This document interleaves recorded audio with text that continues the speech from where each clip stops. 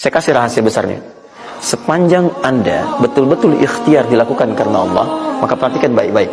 Kadang-kadang Allah seakan menunda apa yang menjadi hak Anda, bukan ingin menunda dan membiarkan Anda tidak mendapatkan sesuatu, tapi ingin memberikan semua nikmat secara sempurna. Karena di atas itu ada nikmat pahala,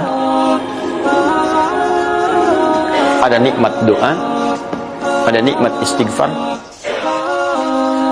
ada nikmat usaha, dan nikmat hasil yang tiada terputus. Tidak terputus. Lihat sini. Kalau antum sehari berusaha, nggak dapat apa-apa. Memang, mohon maaf, hasilnya belum dapat diraih, belum dilihat tuh. Tapi bukankah pada saat itu doa antum akan bertambah? Bukankah malamnya salatnya nambah? Tahajud? Bukankah di situ kadang-kadang kita istighfar, ya Allah? Teman-teman, bukankah istighfar menggugurkan dosa? Bukankah berdoa menambah harapan, mengakumulasikan sesuatu? Bukankah tahajud menambah pahala lagi? Kadang-kadang yang diinginkan oleh Allah pertama kali bukan dunia dulu. Ketika Allah mencintai seorang hamba, dia akan berikan pahala akhirat dulu. Karena dunia itu sifatnya sementara. Hei fulan, kamu kemana aja? Kemarin kamu jauh dari saya, baru sekarang kamu pikir dekat dengan saya. Saya nggak pengen kasih dunia dulu, dunia itu kecil. Kalaupun di seekor sayap samuk sebelahnya, sebelah sayap nyamuk ada dunia itu ada nilainya, saya kasih buat kamu deh, nggak ada nilainya.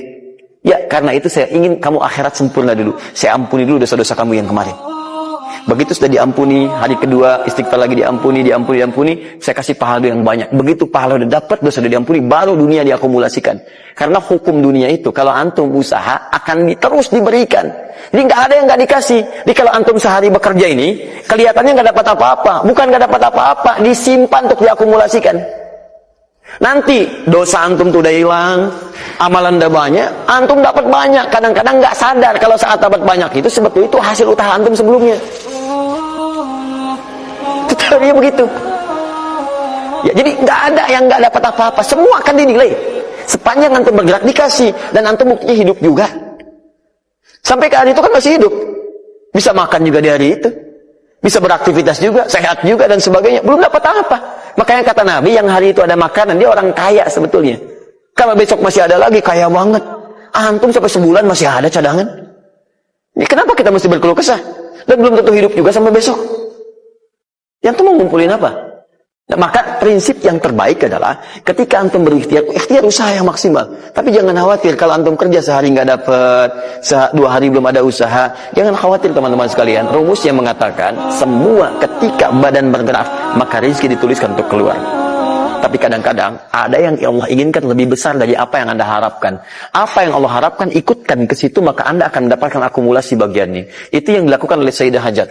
Begitu beliau kemudian naik ke Marwah, nggak dapat, naik ke Safa, nggak dapat. Apa pernah tertuliskan dalam riwayat sedikit aja Sayyidah Hajar mengeluh? Tunjukkan kepada saya kitab mana yang pernah menunjukkan riwayat ketika bolak-balik itu kemudian Sayyidah Hajar berkata, ya Allah, saya kan istri Nabi, saya kesini memenuhi perintahmu, ya Allah, ini udah capek, kenapa belum turun juga? Pernah nggak? Kedua, ketiga, keempat, kelima, sampai ke yang ketujuh. Begitu sampai di Marwah, baru kemudian diakumulasikanlah itu. Apa yang terjadi? Ibunya yang usaha bolak-balik. Akhirnya keluar dari mana? Anaknya, kakinya kemudian menghentak lagi. Tiba-tiba keluar air dari situ. Pertanyaan saya, ibu yang lebih tahu di belakang. Kan kalau anak itu sedang haus, pasti tangan kakinya bergerak kan? Kenapa saat pertama disimpan bergerak, airnya keluar? Sudah 7 kali bolak-balik, baru air keluar. Silakan lihat riwayatnya. Pada hentakan itu, ketika 7 kali ibunya bolak-balik, malaikat mengepakkan sayapnya. Itu yang menghantam air dan keluar air. Malaikat yang ditugaskan Allah memberikan rezeki namanya Mikail. Itu ada di Quran surah kedua ayat ke-98. Ya, man kana aduwwan lillahi wa malaikati wa rusuli wa jibril wa mikail. Mikail. Di antara tugas Mikail oleh Allah ditugaskan untuk memberikan rezeki. Yang paling menarik, perhatikan baik-baik. Begitu airnya keluar, ibunya sedang di Marwah, sedang berdoa nih. Makanya kalau sa'i di sofa ngadep ke kiblat berdoa dulu, ke Marwah ngadep ke kiblat berdoa dulu. Begitu sedang berdoa nyampe ke Marwah yang ketujuh, anaknya lebih kencang menangisnya. Ibunya mendengar suara nggak biasa, dikejar ke sini. Begitu kejar ada air. Apa kata ibunya? Lihat kalimatnya. Zam, zam, zam, zam. Ibunya tidak mengatakan ijma, tapi zam, zam, zam, zam.